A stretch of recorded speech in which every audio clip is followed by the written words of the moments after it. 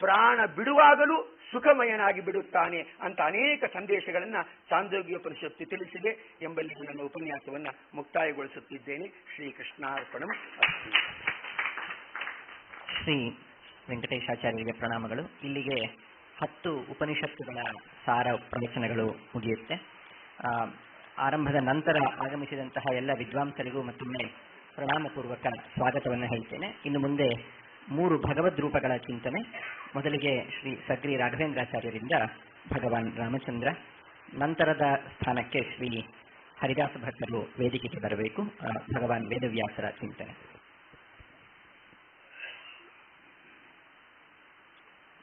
ಸರ್ವವಾಗೀಶ್ವರೋ ವಿಷ್ಣು ಸ್ತ್ರೀರೂಪೋ ಮಾಂ ಸುವಾದಯೇ. ನಮಸ್ತೆಸ್ತು ಭಗವನ್ ನಮಸ್ತೇವತಾನ್ ಮಾಂ ಸರ್ವದಾ ಸತ್ಯರಾಮ. ನಮಸ್ಸಭಾಭ್ಯಃ ಸಭಾಪತಿಭ್ಯಶ್ಚ ಜಯತ್ಯಜೋ ಕ್ಷೀಣ ಸುಖಾತ್ಮಬಿಂಬಃ ಸ್ವೈಶ್ವರ್ಯ ಕಾಂತಿ ಪ್ರತತಃ ಸದೋದಿತಃ ಸ್ವಭಕ್ತ ಸಂತಾಪ ದುರಿಷ್ಟಹಂತ ರಾಮಾವತಾರೋ ಹರಿರೀಶ ಚಂದ್ರಮಾಹ. 13,000 ವರ್ಷಗಳ ಕಾಲ ಇಲ್ಲ 11,000 ವರ್ಷಗಳ ಕಾಲ ರಾಮಾವತಾರ. ಅದರಲ್ಲಿ ರಾಮಚಂದ್ರ ದೇವರು ನಡೆಸಿರ್ತಕ್ಕಂಥ ಲೀಲೆಗಳನ್ನು, ಮಹಿಮೆಗಳನ್ನು, 5 ವಿಶೇಷಣಗಳನ್ನು ಒಳಗೊಂಡಿರ್ತಕ್ಕಂತಹ ಪದ್ಯದಲ್ಲಿ ಮಧ್ವಗುರುಗಳು ಸಂಗ್ರಹಿಸಿದ್ದಾರೆ. ಚಂದ್ರನ ರೂಪಕವನ್ನು ಕೊಟ್ಟು, ಚಂದ್ರ ಅನೀಶ ಚಂದ್ರ, ನಮ್ಮ ರಾಮಚಂದ್ರ ಈಶಚಂದ್ರ. ಯಾಕೆಂದ್ರೆ ಅಜಃ ನ ಜಾಯತೆ ಇತಿ ಅಜಃ, ಅವನು ಹುಣ್ಣಿಮೆ ದಿವಸವೋ ಮತ್ತೊಂದು ದಿವಸವೋ ಹುಟ್ಟುವವ. ಆದರೆ ನಮ್ಮ ರಾಮಚಂದ್ರ ಹುಟ್ಟುವವನಲ್ಲ. ಅಲ್ಲ, ಹುಟ್ಟಿದಾನಲ್ಲ, ಕೌಸಲ್ಯ ದಶರಥನಲ್ಲಿ ಹುಟ್ಟಿದಾನಲ್ಲ. ಅಂದ್ರೆ ಅಜಃ ಅನ್ನುವುದಕ್ಕೆ ಜಾಯತೆ ಇತಿ ಜಹ, ಜಹ ನಭವತಿ ಇತಿ ಅಜಃ. ಜಾಯತೆ ಇತಿ ಜಹ, ಹುಟ್ಟುವವನು ಜೀವ, ಜೀವನಿಕ್ಕಿಂತ ವಿಲಕ್ಷಣನಾದವನು.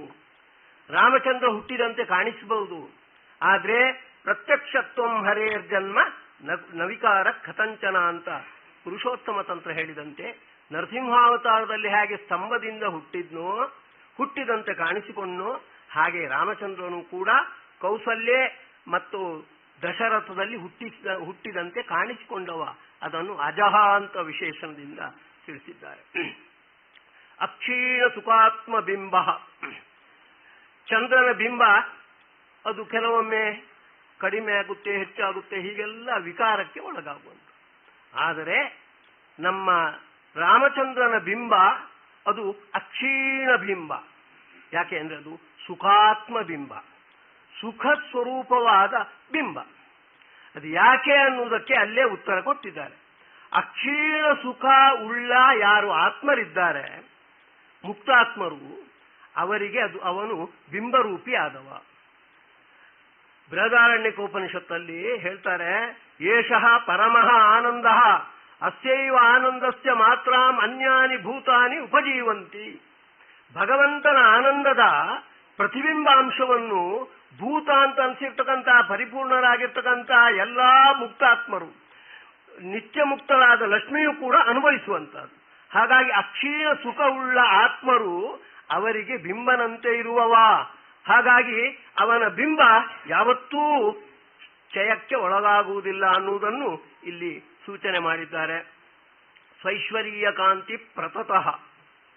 ಈ ಚಂದ್ರ ಅನೀಶ ಚಂದ್ರ ಇದ್ದಾನಲ್ಲ, ಅವ ಕಾಂತಿಯಿಂದ ತತ, ಅದು ಕೆಲವೊಮ್ಮೆ ಮಾತ್ರ.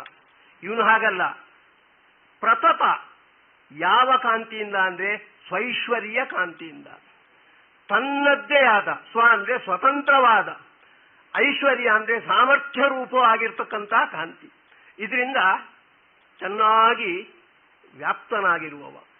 ಪ್ರತತ ಅನ್ನುವುದಕ್ಕೆ ಪ್ರಕರ್ಷೇಣ ತತಃ, ಎಲ್ಲಾ ದೇಶದಲ್ಲಿ, ಎಲ್ಲಾ ಕಾಲದಲ್ಲಿ, ಎಲ್ಲಾ ಗುಣಗಳಿಂದ ವ್ಯಾಪ್ತನಾದವ. ಈಗಲೂ ರಾಮಚಂದ್ರ ಇದ್ದಾನೆ. ರಾಮಚಂದ್ರ ಅಂತರ್ಧಾನವನ್ನು ಹೊಂದಿದ ಮೇಲೂ ಕೂಡ ಒಂದು ರೂಪದಿಂದ ಈಗಲೂ ಇದ್ದುಕೊಂಡು ನಮಗೆ ಅನುಗ್ರಹವನ್ನು ಮಾಡ್ತಾ ಇದ್ದಾನೆ. ತನ್ನ ಐಶ್ವರ್ಯವನ್ನು ತೋರಿಸ್ತಾ ಇದ್ದಾನೆ. ನಾವು ಚೆನ್ನಾಗಿ ಉಪಾಸನೆ ಮಾಡಿದ್ರೆ ತಮ್ ಯಥಾ ಯಥಾ ಉಪಾಸತೆ ತದೇವ ಭವತಿ ಅಂತ ನಮಗೆ ಫಲ ಕೊಡುವ ಮೂಲಕ ತನ್ನ ಐಶ್ವರ್ಯವನ್ನು ತೋರಿಸಿಕೊಡ್ತಾ ಇದ್ದಾನೆ. ಹಾಗಾಗಿ ಪ್ರತತ ಅನ್ನುವುದಕ್ಕೆ ದೇಶತಃ ಕಾಲತಃ ಗುಣತಃ ತತಃ ಅಂತ ಸ್ವೈಶ್ವರ್ಯ ಕಾಂತಿ ಪ್ರತತಃ ಸದೋದಿತ. ಅವನು ಯಾವತ್ತೋ ಒಮ್ಮೆ ಹುಣ್ಣಿಮೆ ದಿವಸ ಉದಯವನ್ನು ಹೊಂದಿದ್ರೆ ಇವನು ಯಾವಾಗಲೂ, ಯಾಕೆ ಯಾವಾಗಲೂ ಉದಿತ ಅಂದ್ರೆ ಸತ್ ಆ ಉದಿತ ಅಂತ ಬಿಡಿಸ್ಕೊಳ್ಬೇಕು. ಇವನು ಸತ್, ಸತ್ ಅಂದ್ರೆ ಸಮರ್ಥ, ಸತ್ ಅಂದ್ರೆ ಸ್ವತಂತ್ರ, ಸ್ವತಂತ್ರನಾಗಿ ಆ ಸಮ್ಯಕ್ ಉದಿತ, ಸ್ವತಂತ್ರನಾಗಿ ಯಾವತ್ತೂ ಕೂಡ ಉದಯವನ್ನು ಹೊಂದಿರುವವ. ಇವನಿಗೆ ವಿಶ್ವಾಮಿತ್ರರ ಆಶ್ರಯವಾಗಲಿ ವಸಿಷ್ಠರ ಆಶ್ರಯವಾಗಲಿ ಬೇಕಾಗಿಲ್ಲ, ಬೇಡ ಕಪಿಗಳ ಒಂದು ನೆರವು ಕೂಡ ಬೇಕಾಗಿಲ್ಲ.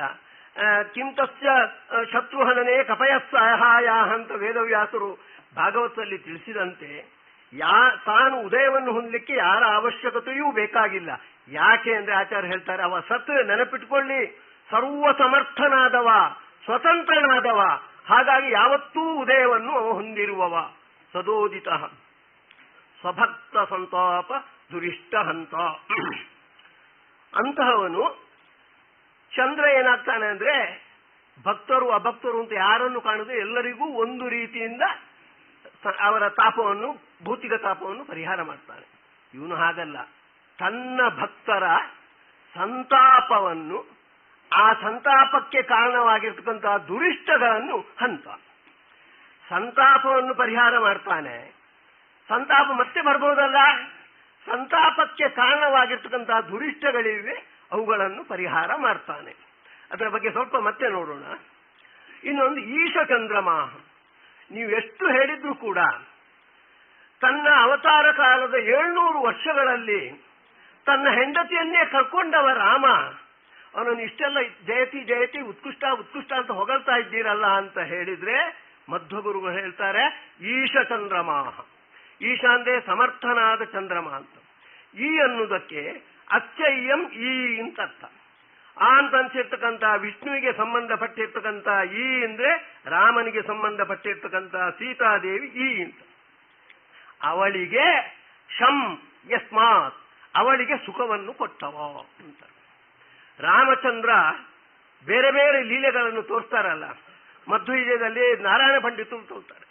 ಸ್ಮೃತಿಕೀರ್ತನ ಪ್ರಣತಿ ಭಿರ್ವಿಮುಕ್ತಯೇ ಸ್ವಜನಸ್ಯ ಯಾತ್ಯಮನೇಕ ರೂಪತಾಂ. ತನ್ನ ಭಕ್ತರಿಗೆ ಅವರಿಗೆ ಅನುಸಂಧಾನಕ್ಕೆ ಬೇಕಾದಂತೆ ಬೇರೆ ಬೇರೆ ಲೀಲೆಗಳನ್ನು ತೋರಿಸ್ತಾನೆ. ಭಕ್ತರಲ್ಲಿ ಮುಖ್ಯ ಯಾರು ಗೊತ್ತು? ಲಕ್ಷ್ಮೀದೇವಿ. ಲಕ್ಷ್ಮೀದೇವಿ ಈ ರಾಮಾವತಾರದ ಬೇರೆ ಬೇರೆ ಲೀಲೆಗಳನ್ನು ಕಂಡು ಕಂಡು ಕಂಡು ಆನಂದ ಪಡ್ತಾರೆ. ಸುರಾಣಕ ರಾಕ್ಷಸರನ್ನು ಅಂಧಂತ ಮಸ್ತಿಗೆ ಹಾಕುವುದಕ್ಕಾಗಿ ಭಗವಂತ ತನ್ನನ್ನು ಹೀಗೆ ತ್ಯಾಗ ಮಾಡಿದ ನಾಟಕ ಆಡಿದ್ದಾನೆ ಅಂತ ಭಾರಿ ಸಂತೋಷ ಪಡುವಳು. ಹಾಗಾಗಿ ಮಧ್ವಗುರುಗಳು ಹೇಳ್ತಾರೆ, ಲಕ್ಷ್ಮೀದೇವಿ ರಾಮಸ್ಯ ದೃಶ್ಯ ಅನ್ಯೇಷಾನ್ ತ್ವದೃಶ್ಯ. ರಾಮನಿಗೆ ಯಾವತ್ತೂ ಅವಳು ಕಾಣ್ತಾನೆ ಇದ್ಲು, ಉಳಿದವರ ದೃಷ್ಟಿಯಿಂದ ಮಾತ್ರ 700 ವರ್ಷ ಅವಳು ಅದೃಶ್ಯಳಾಗಿರ್ತಕ್ಕಂಥದ್ದು. ಹಾಗಾಗಿ ರಾಮಾಯಣದಲ್ಲಿ ಮುಖ್ಯವಾಗಿ ಯಾರಿಗಾದ್ರೂ ಆನಂದವನ್ನು ನೀಡಿದ್ರೆ ಈ ಅಂತ ಅನ್ಸಿರ್ತಕ್ಕಂಥ ಸೀತಾದೇವಿಗೆ. ಹಾಗಾಗಿ ಈಶ ಚಂದ್ರಮಾಹ, ಈಶಃ ಚಂದಯತೀತಿ ಚಂದ್ರಮಾಹ ಚದಿ ಆಹ್ಲಾದೆ. ಲಕ್ಷ್ಮೀದೇವಿಯನ್ನು ಚೆನ್ನಾಗಿ ಅವಳಿಗೆ ಆನಂದ ಕೊಟ್ಟು ಅವಳನ್ನು ಆನಂದಪಡಿಸಿದವ ಅನ್ನುವ ದೃಷ್ಟಿಯಿಂದ ಈಶ ಚಂದ್ರಮಾಹ. ಇಲ್ಲಿ ಒಂದು ವಿಶೇಷಣ, ಸ್ವಭಕ್ತ ಸಂತಾಪ ದುರಿಷ್ಟ ಹಂತ. ತನ್ನ ಭಕ್ತರ ಸಂತಾಪ ತಾಪಗಳಿಗೆಲ್ಲ ಆಗರವಾಗಿರ್ತಕ್ಕಂಥದ್ದು, ಆಧ್ಯಾತ್ಮಿಕ ಆದಿಭೌತಿಕ ಆದಿದೈವಿಕ ತಾಪತ್ರಯಕ್ಕೆ ಆಗರವಾಗಿರ್ತಕ್ಕಂಥದ್ದು ಸಂಸಾರ ತಾಪ. ಅದನ್ನು ಪರಿಹಾರ ಮಾಡುವ, ಅದಕ್ಕೆ ಮೂಲಭೂತವಾಗಿರ್ತಕ್ಕಂತಹ ದುರಿಷ್ಟಗಳು ಅಂದ್ರೆ ಕಾಮ, ಹಾಗೆ ಕರ್ಮ, ಹಾಗೆ ಅವಿದ್ಯೆ. ಅದನ್ನು ಪರಿಹಾರ ಮಾಡುವ ಮೂಲಕ ಭಗವಂತ ಭಕ್ತರ ಸಂತಾಪವನ್ನು ಪರಿಹಾರ ಮಾಡ್ತಾನೆ. ಇದನ್ನು ರಾಮಾವತಾರದಲ್ಲಿ ವಿಶೇಷವಾಗಿ ಭಗವಂತ ತೋರಿಸಿದ್ದಾನೆ, ಗಮನಿಸಬೇಕಾದದ್ದು. ಸಾಮಾನ್ಯ ಋತೇ ಕೈವಲ್ಯಮಾತ್ಮನ ಅಂತ ಮುಚುಕುಂದನ ಎದುರು ದೇವತೆಗಳು ಹೇಳಿದಂತೆ ದೇವತೆಗಳಲ್ಲಿ ಮಾತ್ರ ಮೋಕ್ಷಪ್ರದತ್ವ ಇಲ್ಲ ಅಷ್ಟೇ ಅಲ್ಲ, ಭಗವಂತನ ಅವತಾರಗಳಲ್ಲೂ ಕೂಡ ಬೇರೆ ಯಾವುದೇ ಅವತಾರದಲ್ಲಿ ಸಾಕ್ಷಾತ್ತಾಗಿ ಮೋಕ್ಷವನ್ನು ಕೊಟ್ಟ ಸಂಗತಿ ಇಲ್ಲ. ಗಮನಿಸಿ, ಕೃಷ್ಣ ಭೀಷ್ಮರಿಗೆ ಭೀಷ್ಮ ಮುಕ್ತಿ ಪ್ರದಾಯಕ ಅಂತ ಹೇಳ್ತೇವೆ. ಅದೇ ಮಧ್ವಗುರುಗಳು ಹೇಳ್ತಾರೆ ಭೀಷ್ಮೇ ಸ್ವಾಂ ವಸುತಾಂಗತೆ ಅಂತ. ಕೊನೆ ಕಾಲಕ್ಕೆ ಅವನಿಗೆ ತನ್ನ ವಸು ಪದವಿಯ ನೆನಪಾಯಿತು, ಹಾಗಾಗಿ ಅವ ಮುಕ್ತಿಯನ್ನು ಹೊಂದಿಲ್ಲ ಅಂತ. ಮತ್ತೆ ಮುಚುಕುಂದನಿಗೆ ಅನುಗ್ರಹ ಮಾಡಿ ಆಚಾರ್ಯ ಹೇಳ್ತಾರೆ ಅವ ಮತ್ತೆ ತಪಸ್ಸು ಮಾಡಿ ಮತ್ತೆ ಮುಕ್ತಿಯನ್ನು ಹೊಂದಿದ್ದು ಅಂತ. ಸಾಕ್ಷಾತ್ತಾಗಿ ಕೃಷ್ಣ ಕೊಟ್ಟಿಲ್ಲ. ಹಾಗೆ ವೇದವ್ಯಾಸರು ಕೀಟ ರೂಪದಲ್ಲಿ ಇರ್ತಕ್ಕಂಥ ಪಶುವಿಗೆ ಮೋಕ್ಷವನ್ನು ಕೊಡ್ಬೋದಿತ್ತು, ಇಲ್ಲ ನೀನು ಮತ್ತೆ ಬ್ರಾಹ್ಮಣ ಜನ್ಮ ಹೊಂದಿ ಮತ್ತೆ ಮೋಕ್ಷ ಪಡಿ ಅಂತ ಹೀಗೆ ಹೇಳಿರುವಂತ. ಆದ್ರೆ ರಾಮಚಂದ್ರ ನೋಡಿ ಶಬರಿಗೆ ಬೇಡರ ಜಾತಿಯ ಹೆಣ್ಣಾಗಿರ್ತಕ್ಕಂಥ ಶಬರಿಗೆ ಅವಳ ಆಶ್ರಮಕ್ಕೆ ಹೋಗಿ ಅವಳು ತನ್ನ ಎದುರೇ ಅಗ್ನಿ ಪ್ರವೇಶ ಮಾಡುವಂತೆ ಮಾಡಿ ಸ್ವಲೋಕಂ ತನ್ನ ಲೋಕವನ್ನು ನೀಡಿದ್ದಾನೆ. ಶರಭಂಗರಿಗೂ ಕೂಡ ಅದೇ ರೀತಿ ನೀಡಿರುವಂತಹದ್ದು. ಅದಕ್ಕಿಂತಲೂ ವಿಶೇಷವಾಗಿ ತನ್ನ ಅವತಾರದ ಉಪಸಂಹಾರದ ಸಮಯದಲ್ಲಿ ಸಮಾಯಾತ ಮೋಕ್ಷ ಪದೇಚ್ಛವಃ ಅಂತ, ಇದು ನಾರಾಯಣ ಪಂಡಿತರು ಹೇಳಿರುವಂತಹದ್ದು, ಗಮನಿಸಬೇಕಾದದ್ದು.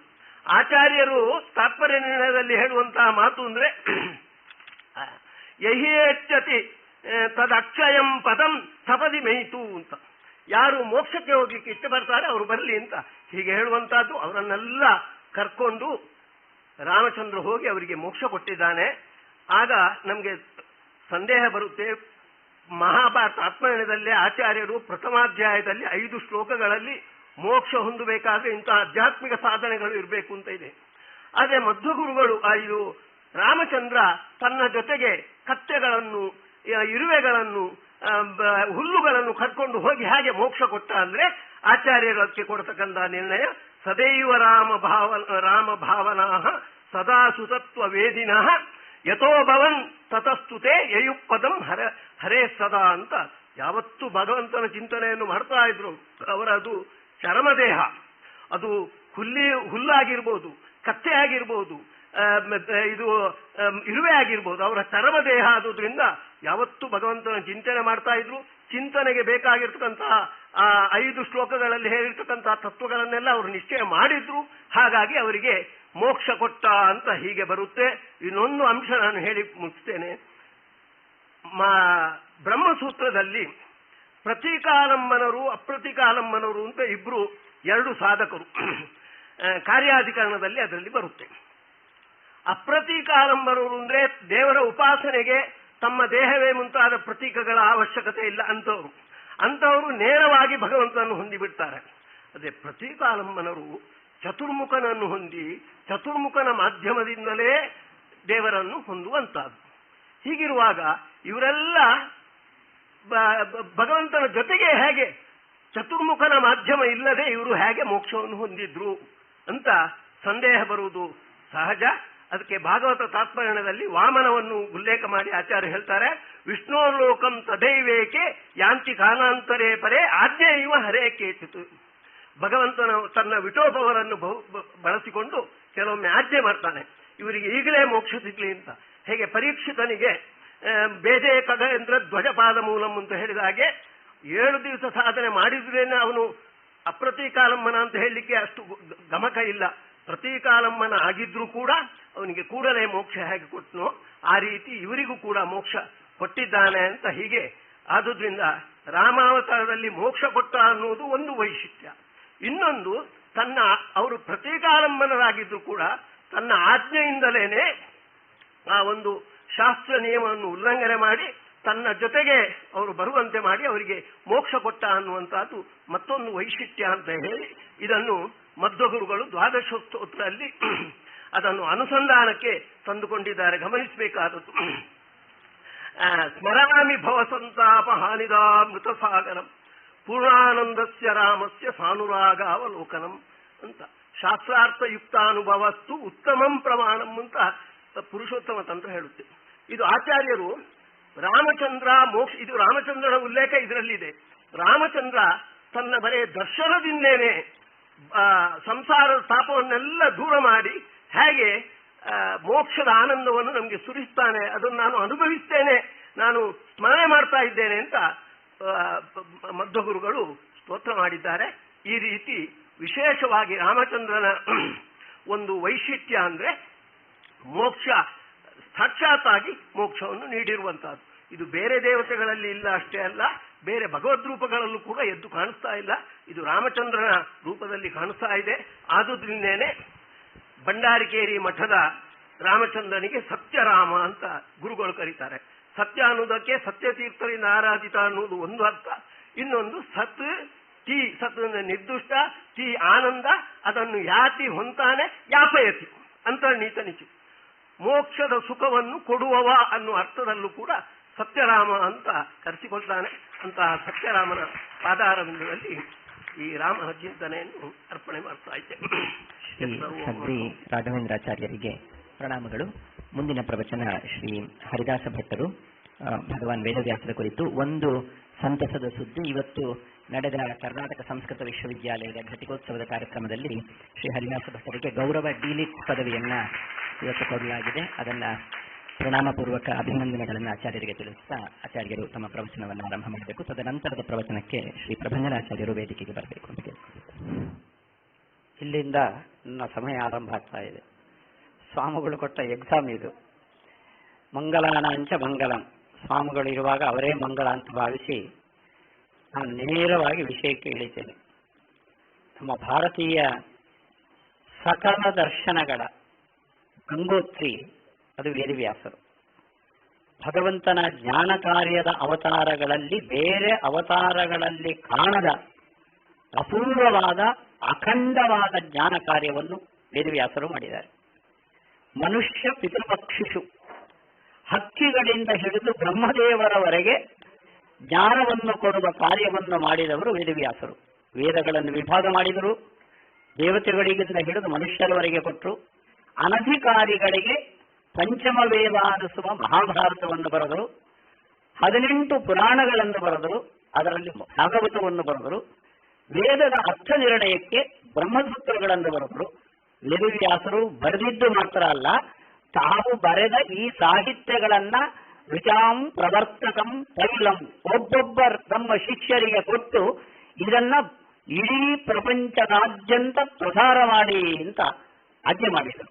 ಇದು ವ್ಯಾಸರು ಮಾಡಿದ ಅಪೂರ್ವವಾದ ಒಂದು ಜ್ಞಾನ ಕಾರ್ಯ.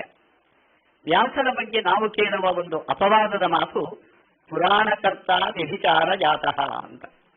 ಇವತ್ತೆಲ್ಲ ನಾವು ನಂಬೋದು ಅಂಬಿಗಿತ್ತಿ ಸತ್ಯವತಿಯ ಜೊತೆ ಪರಾಶರರು ಅಕ್ರಮವಾಗಿ ವಿವಾಹ ವಿಧಿ ಇಲ್ಲದೆ ಸಂಗಮ ಮಾಡಿ ಅಲ್ಲಿಂದ ಆವಿರ್ಭವಿಸಿದ ರೂಪ ವ್ಯಾಸರು ಅಂತ ವ್ಯಭಿಚಾರ ಜಾತಃ ಅಂತ ಹೇಳ್ತೇವೆ.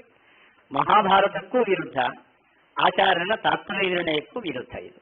ಉತ್ತಾರಯಂತೀಂ ಅಥ ಅಂತ ಮಹಾಭಾರತದ ಅಥ ಶಬ್ದದಿಂದ, ಆಚಾರ್ಯರ ನಿರ್ಣಯದ ಅಥ ಶಬ್ದದಿಂದ ಮಹಾಭಾರತದ ಆದಿಪರ್ವದ 106ನೇ ಅಧ್ಯಾಯದಲ್ಲಿ ವ್ಯಾಸರು ಕ್ರಮಬದ್ಧವಾಗಿ ಮಗಳನ್ನ, ವಸುರಾಜನ ಮಗಳು ಸತ್ಯವತಿ ದೇವಿ, ದಾಶಗೃಹದಲ್ಲಿ ಬೆಳೀತಾ ಇದ್ರು ಹೊರತು ದಾಶಗೃಹದಲ್ಲಿ ಹುಟ್ಟಿದ್ದಲ್ಲ ಅವಳು.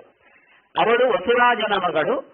ಅವರಿಬ್ಬರು ವಸುರಾಜನನ್ನ ವಸಿಷ್ಠರು ಕರೆಸಿ, ವಾಸಿಷ್ಠ ಅಂತ ವೇದವ್ಯಾಸರಿಗೆ ಹೆಸರು, ವಸಿಷ್ಠರು ಪರಾಶರರು ಹೀಗೆ ಬಂದವರು. ವಸಿಷ್ಠರು ಪೌರೋಹಿತ್ಯವನ್ನು ಗಂಡಿನ ಕಡೆಯಲ್ಲಿ ನಿಂತು ಹೆಣ್ಣಿನ ಕಡೆಯಲ್ಲಿ ವಸುರಾಜರನ್ನು ಪಿತೃಗಳನ್ನು ಕರೆದು ಋಷಿಗಳ ಸಮ್ಮುಖದಲ್ಲಿ ಯಮುನೆಯ ನಡುಗಡ್ಡೆಯಲ್ಲಿ ವಿವಾಹವಾಗಿ ಅವತರಿಸಿದ ರೂಪ ಭಗವಂತನ ವ್ಯಾಸರೂಪ ಹೊರತು ಅದು ವ್ಯಭಿಚಾರ ಜಾತಃ ಅಂತ ಖಂಡಿತ ಅನ್ಕೊಂಡ್ರೆ ಅದು ನಮ್ಮ ಸಮಸ್ಯೆಗೆ ಒಂದು ದಾರಿ ಅಂತ ನಾವು ತಿಳ್ಕೊಳ್ಬಹುದು. ಆದರೆ ಒಂದು ಪ್ರಥೆ ಕಾನೀನಃ. ಕಾನೀನಃ ಅಂದ್ರೆ ಇಲ್ಲಿ ವಾದಿರಾಜರು ಹೇಳ್ತಾರೆ ಕಾನೀನ ಅನ್ನೋ ಪ್ರಸಿದ್ಧಿ ತಪ್ಪು ಅಂತ. ಆದರೆ ಕನ್ಯಾವಸ್ಥೆಯನ್ನು ಕೊಟ್ಟು ಊಢಕಾನೀನಃ. ಊಢಕಾನೀನಃ ಅಂದ್ರೆ ಕನ್ಯೆಯನ್ನ ಮದುವೆಯಾಗಿ ಅವತರಿಸಿದವರು ವೇದವ್ಯಾಸರು, ಮತ್ತೆ ಕನ್ಯಾವಸ್ಥೆಯನ್ನು ಅವಳಿಗೆ ಕೊಟ್ಟರು ಅಂತ. ಆದ್ರಿಂದ ಊಢಕಾನೀನರು ವೇದವ್ಯಾಸರು ಅಂತ. ವೇದವ್ಯಾಸರಿಗೆ ರಾಮಕೃಷ್ಣಾದಿಗಳಂತೆ ಒಂದು ನಾಮಕರಣದ ಹೆಸರು ಅಂತಿಲ್ಲ. ಯಾಕೆಂದ್ರೆ ಅವರು ಅವತರಿಸಿದ ಕೂಡಲೇ ತಂದೆಯ ಜೊತೆಗೆ ನೇರ ಮೇರು ಪರ್ವತಕ್ಕೂ ಹೋದ್ರು ಅಂತಿರೋದು. ನಾಮಕರಣ ನಡೆದೇ ಇಲ್ಲ ಅವರಿಗೆ. ಶ್ರೀಕೃಷ್ಣ ಶ್ರೀಕೃಷ್ಣ ಶ್ರೀಕೃಷ್ಣ ಶ್ರೀಕೃಷ್ಣ.